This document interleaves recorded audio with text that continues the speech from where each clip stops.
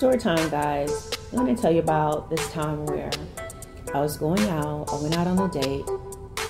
Had known this person for quite some time through affiliates, okay? And also because we were working in the same field. And so turns out he was interested in me, and I never really looked at him like that before. I mean, he's very attractive. As far as I knew, had a good reputation. But anyway, long story short, decided to get to know him and everything. And I remember being on a date with him, and he's sitting right next to me. You know, we're in a booth. He sat next to me and everything. We're sitting there. And I can literally feel his phone vibrating in his pocket. Because like he was sitting right next to me. The phone is vibrating, and he's not answering it. Now keep in mind, I can feel the vibration of the phone next to me on my leg. The phone is in his pocket. He is not reaching down to answer it. He's not saying, oh, excuse me, I need to take this call. He didn't take the phone out to look at it, to check to see who he was called, to see who was calling him. So it vibrated and vibrated for a while, and then it stopped. Then like maybe 10 seconds later, it started vibrating again. This happened, I would say, 3 separate times, and he never picked up the phone, never checked it, never. And I'm sitting there, of course. I feel like if he's not going to answer his phone, I'm not about to say to him, oh, hey, aren't you going to answer your phone? Not my business. I'm getting to know this guy, right?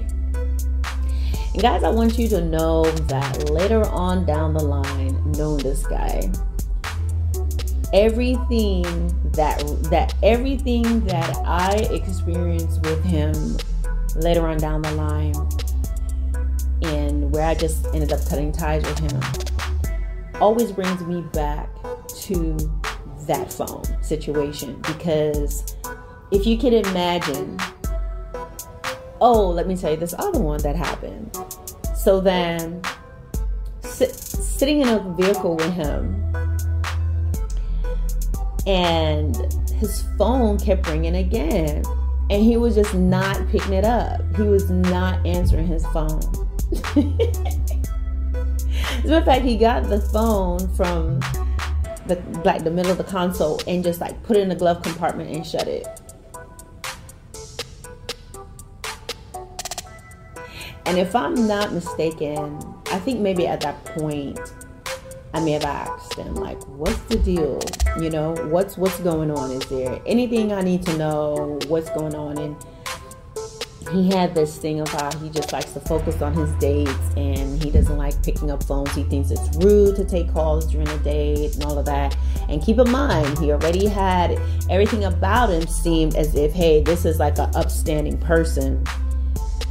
And any sort of me just wanting to be like, pull away and be just, all right, I'm not interested. I mean, he was really pursuing me as if I was just the moon, the stars, the sun, the rain, the sand, the seas, the skies, the breath of the earth.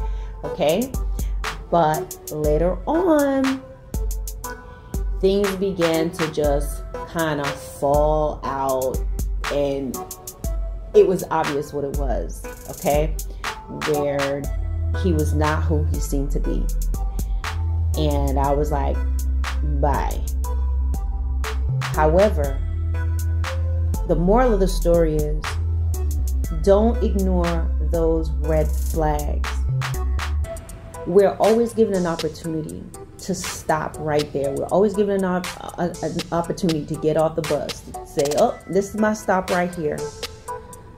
No matter how much a person will convince you, no matter how much they're saying they like you, pay attention to those red flags. Pay attention to those things that's coming right out there and showing you what's what. And a lot of times they may have excuses and reasons why this is happening. No, it's not like that. But you have to take things at face value. That phone ringing in his pocket, the way that it was on vibrate, and he was not answering it, There was a reason for it that I learned about later on. But don't allow yourself to get to the point of later on, because sometimes later on will be after a bunch of drama, tears, arguments. Sometimes some of you have gone through physical abuse, your life was in danger, things of that nature. And sometimes even the most calm person may seem calm, but you never know what they're capable of down the line. So when you get those red flags, when there's this mystery phone situation, when there's these what I call gray areas where the person is just, something about what they're doing isn't right, when they are doing things that you don't like repeatedly, sometimes they're doing things right in your face and they're making you feel bad for being upset or not liking it, or trying to make you feel like you're silly. A lot of times by the time they get to those kinds of behaviors, they would already be doing little subtle things, and it'll be little things that you go, they explain themselves away, and then you kind of go, well, maybe. And what I say, whenever you're in a relationship with a person or in a friendship where you have to always be reflecting and thinking, well, maybe they meant this, well, maybe they meant that. Maybe it's doubt. And when you're around people where doubt pops up, you almost have to be questioning yourself. 9 times out of 10, what it is, you're in denial of the reality of who they are. So save yourself the heartache and pain. Pay attention to those red flags. Pay attention to the things that you discover and the things that just fall out and is discovered.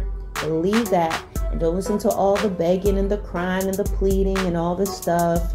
They're just upset about being caught. They're not ready to let go of you yet because they haven't had their fill of you just yet. They haven't got to the point of being able to break you down just yet. And sometimes they're just fixated with you. You're the new shiny toy.